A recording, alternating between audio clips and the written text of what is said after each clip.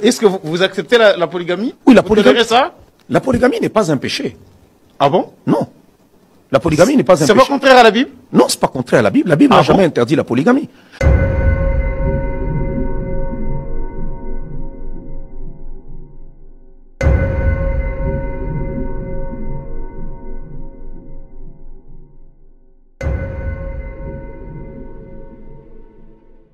La Bible interdit la polygamie aux princes de l'Église, à ceux-là qui désirent diriger, qui veulent devenir des anciens ou des diacres. C'est là que la Bible intervient. Celui qui aspire à avoir la charge d'évêque ou de diacre doit être marié d'une seule femme. C'est la condition pour être parmi les dirigeants. Mais si tu n'es pas dirigeant, tu peux être polygame. Donc ce n'est pas un péché pour vous? Non, c'est pas un péché. Même si Jésus a dit l'homme quittera et la femme aussi quittera, on ne parle pas des hommes ni des femmes au pluriel. Non. Paul le dit clairement. Si quelqu'un aspire à la charge d'évêque, il fait bien. Il faut donc que l'évêque soit mari d'une seule femme. Ça veut dire qu'il y avait des polygames dans l'église. C'est pourquoi on donne cette condition pour devenir dans l'équipe dirigeante de l'église, il faut être marié d'une seule femme. Donc vous pouvez bénir un polygame qui amène 3, 4, 5 femmes, 7, 15 femmes dans votre église. Il y a certaines choses qu'on ne fait pas parce que c'est de la manière dont on nous a amené l'évangile. Alors, pour ne pas être en scandale, que celui qui ne mange pas ne condamne pas celui qui mange. Pour ne pas être en scandale, il y a certaines choses que je ne ferai pas. Mais sinon, si quelqu'un vient à moi pour me dire qu'il est polygame, écoutez, vous n'avez pas les chasser de votre église quand même. Je ne les chasserai pas. Il n'a pas commis un péché. Je sais que ça va scandaliser les gens, mais c'est la vérité. Il y a des choses que nous avons acceptées qui ne sont pas bibliques. C'est la culture occidentale. Aujourd'hui, j'ai une bague qui montre que je suis marié, mais c'est pas biblique. Mais cependant, on met ça dans... Apparemment, vous avez enlevé les vôtres pour ne pas se conformer à la culture occidentale. Quoi. Non. Là, vous êtes quand même conformé à la culture occidentale. Avec votre non, c'est parce que tout le monde le fait. Tout le monde le fait, on a la bague. Quand on vient à l'église, on bénit le mariage. On a même un moment où on dit aux gens, ok, l'échange des bagues. Et puis on dit aux gens, tu peux embrasser la mariée. C'est écrit où? Mais même en privé, quand même, vous pouvez bénir un polygame. En privé, même si c'est pas à l'église, publiquement. En privé, vous pouvez bénir ça? Tu m'inspires, tu me donnes une idée. Si un polygame venait, moi je veux le bénir. En privé? Oui. Donc vous n'aurez commis aucun péché en le faisant? Mais il n'y a pas de péché en cela, parce que si Paul dit que l'évêque soit marié d'une seule femme, ça veut dire que les polygames étaient là dans l'église. S'il n'y avait pas de polygame, on n'allait pas dire qu'il soit marié d'une seule femme. Non, on n'allait jamais le dire. Mais si on le dit, c'est parce qu'il y a des polygames. Si toi, tu ne veux pas abandonner, tu veux devenir polygame, tu ne peux pas être évêque dans l'église. Non.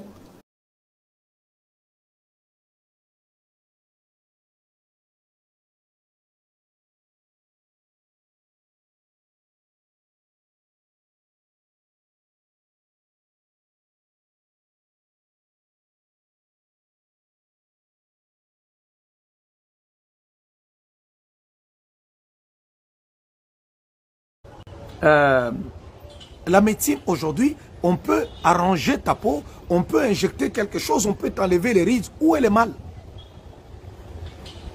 Où est le mal? Il n'y a pas de mal avec ça. Faire une chirurgie esthétique pour dire que non, tu es allé faire ton ventre pour qu'il soit plat, ce n'est pas un péché. Ce n'est pas un péché. Non. Voilà certaines choses que on est là, on entretient certaines affaires pour prouver aux gens qu'on est trop spirituel. Et puis après, on se retrouve enfermé dans une affaire où on ne sait plus comment s'en sortir. Non. Ce qui est péché est péché, ce qui n'est pas péché n'est pas péché. Si tu as l'argent, toi tu as des sourcils qui viennent, qui poussent comme ça. Et l'autre est droit. L'autre, il pousse, il est, je ne sais pas, une ligne, je ne sais pas, courbée, je ne sais pas, rectangulaire ou je ne sais pas, ondulée. Mais écoutez, si tu as quelqu'un, à quelque part, on peut aller t'enlever ça. Vas-y, qu'on t'enlève ça. La médecine aujourd'hui, on peut arranger ta peau, on peut injecter quelque chose, on peut t'enlever les rides. Où est le mal?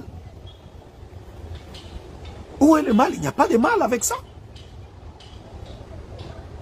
Faire une chirurgie esthétique pour dire que non, tu es allé faire ton ventre pour qu'il soit plat, ce n'est pas un péché.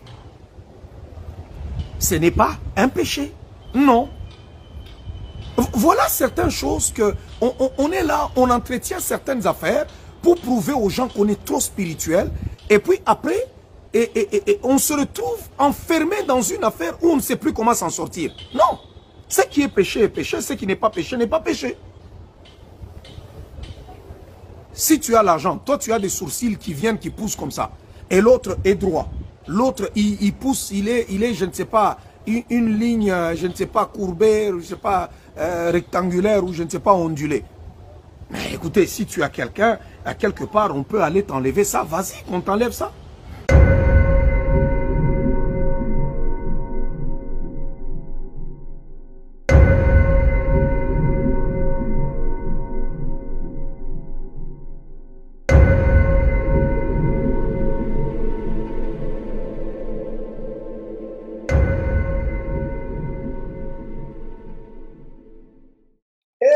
Batu ya Congo, batu ya Congo, bana ya Congo, nakebisa bino bambula ebele, tango molai, contre ba pasteur Oya Lokuta, ba pasteur Kindoki, kasi boyo kakate, boso solakate, bomoni sikoyo, Kindoki ya polele.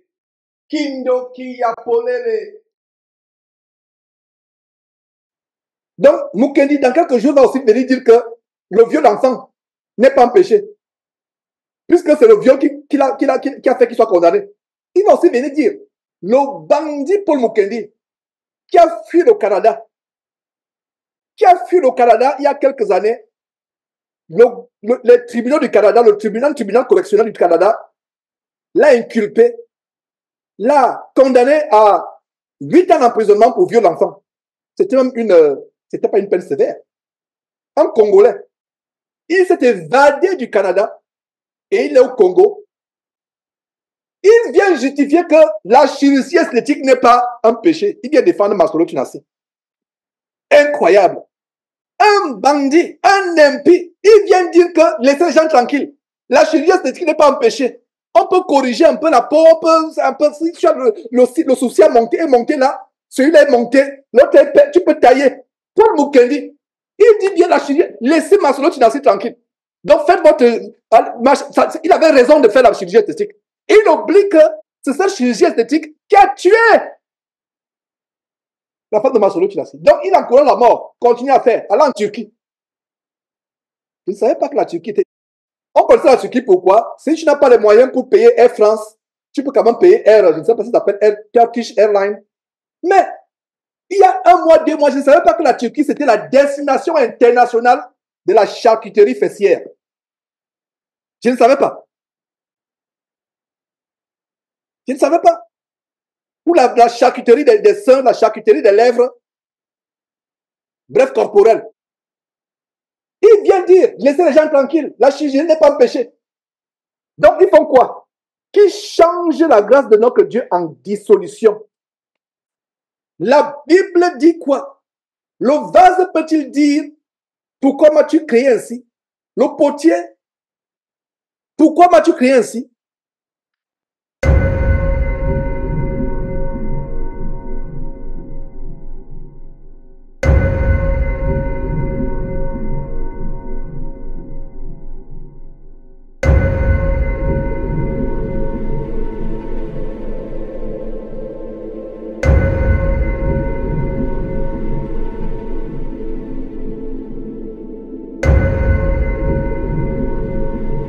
Lisez très bien la parole de Dieu.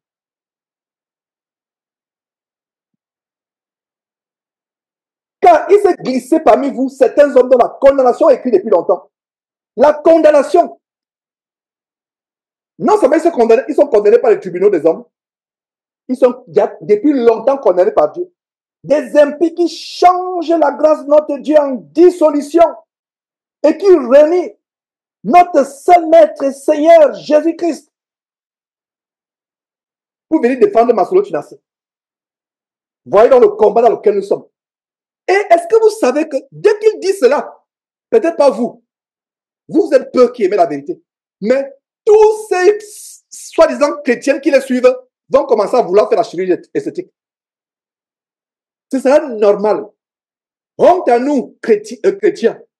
Honte à vous, soi-disant chrétiennes. Les musulmans se moquent de vous, soi-disant chrétiennes. Les musulmans se moquent de vous. Les musulmans se moquent de vous. Quand on voit une femme musulmane, quand l'idée d'une femme musulmane a de la chrétienne, pourtant les musulmans ne sont pas sauvés. Vous ne pouvez pas être sauvés en dehors du Seigneur Jésus-Christ. Mais l'idée qu'on a de la chrétienne aujourd'hui, c'est une prostituée. Le visage ressemblant à un démon. Avec toutes sortes de produits cosmétiques. C'est terrible.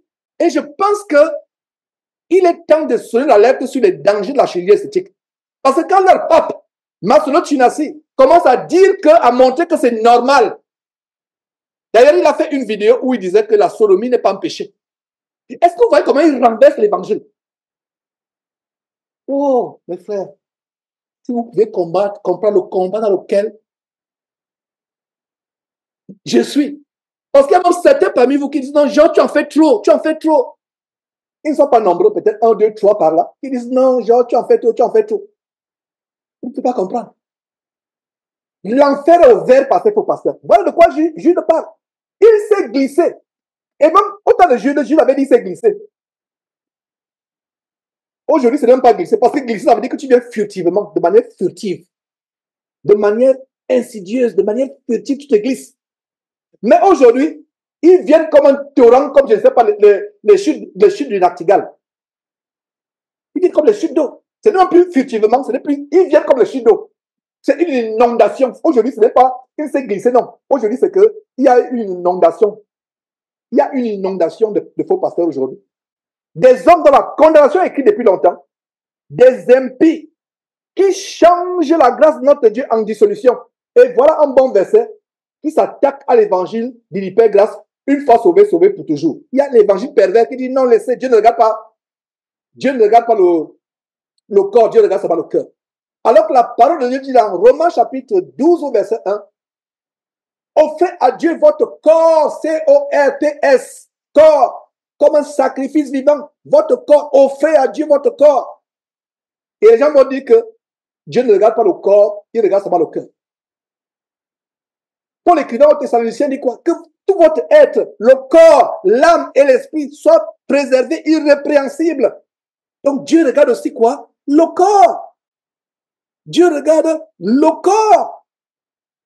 Ne soyez pas trompés par ces faux pasteurs, par ces faux croyants qui disent que non, Dieu ne regarde pas le corps. Il regarde ton corps.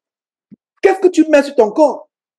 Il y a quelqu'un qui a dit, montre les versets où le tatouage n'est pas de Dieu. Montre les versets où le piercing, les boucles d'oreilles. Viens seulement dire à la personne, va lire ta Bible. C'est pas moi qui vais te montrer.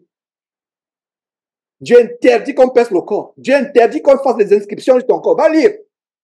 Et je donne une bonne indication. Va lire le livre où beaucoup de lois sont contenues. Le livre de Lévitique. Va lire. Va lire. Va lire 1 Timothée chapitre 2. Va lire. Par rapport aux boucles d'oreilles. Percer les oreilles. Percer le corps. Faire le tatouage. Toutes ces choses-là. Dieu regarde notre corps. Attention. Parce que Dieu sait que ces piercings, ces tatouages étaient faits depuis les temps anciens par des peuples en signe d'adoration à leur Dieu. Dieu le sait. Aujourd'hui, on va me dire, mais Georges, un petit piercing, si je mets une petite boucle d'oreille ou alors une petite boucle au nez, pour ressembler au logo du célèbre fromage français, la vache qui rit. Bon, où est le problème? Il y a un problème. Parce que Dieu sait que les peuples, ces pratiques ont commencé par les peuples en signe d'adoration.